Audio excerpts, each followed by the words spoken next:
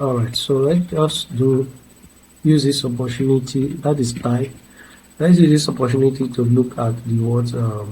There's one other. I told you that as we go on, we are going to the border, right? So we want to define, border is used to define the whole border of the word elements, right? So what is the border of the element? So let us try border, right? So I want to, there is already border there, but I want to define the border now. So the first position, or it does not matter, you can put any position anywhere, but there are three things that you have to look at. The size of the border you want to reveal, so I want like a 2 pixels size of the border. Then the color of the border, so I want it to be black, right? Then again the type of border, because we have dash, we have solid, we have dotted, we have dash, right? So I will show you guys. So now look at it. I expose what the border of this element. Remember, this is a block element. So once I expose the border, I expose the border. The size of this border is 2px. The color I define black. Then I use the type of border, which is what, solid. So I can as well change it to dotted, right? And increase the size. So you look at it. So that is it. So I can, that size is very massive, right? So that is it. So that is it. So I can still change it back to solid.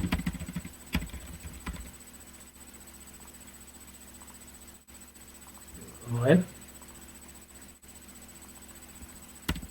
So this is what the border does. So what happens here is every element that is printed already have a border on, but if it's not defined, you will not see it. But when you define it, you see it. So what is the box model?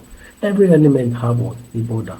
So the border is just the line around what the element. So what is the margin? The margin now is the space outside the what element, right? So I can also define the space outside the element. And what is the padding? Is the spaces inside the element. So if I want to define the space outside this element now, I'm going to also apply what the margin. So let us look at margin. So let me just add 20 pixels for this element.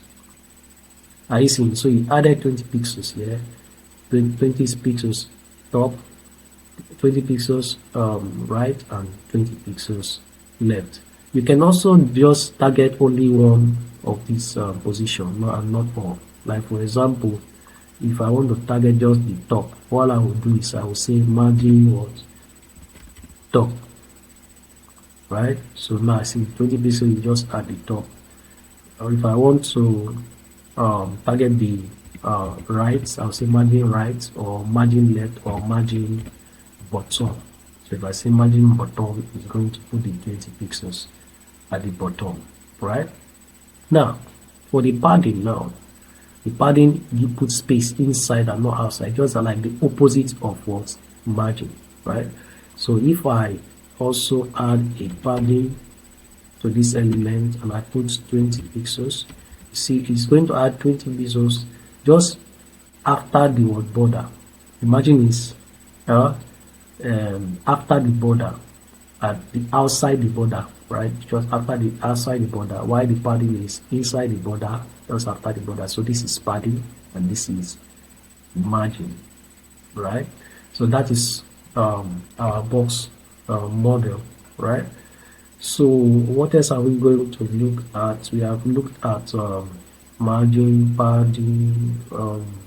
Now let's look at the animation, right?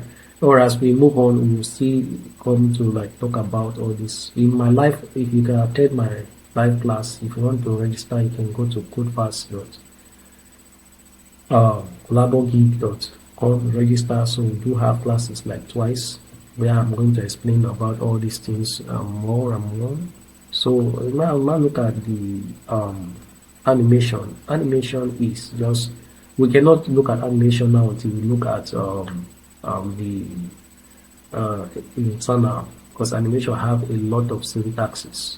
So after we talk about the internal or the external, we are going to also use that opportunity to talk about the animation, position, and display. So thank you very much. So in our next class, we are going to be talking about the internal style CSS. We are going to look at the external CSS also. Then we'll also use the opportunity to talk about the animation, positioning, and display.